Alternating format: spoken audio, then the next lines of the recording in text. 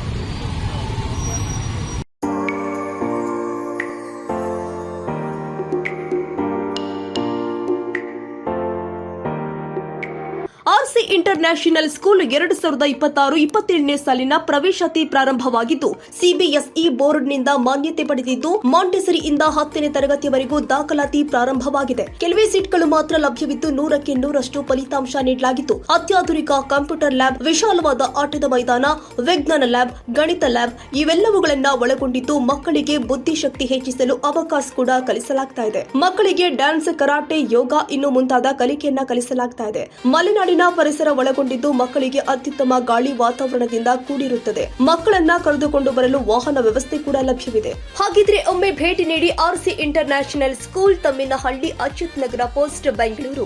ಹೆಚ್ಚಿನ ಮಾಹಿತಿಗಾಗಿ ಸಂಪರ್ಕಿಸಿ 9104693066 ಹಾಗೂ 8105983861 ಹಾಗೂ 0802222288.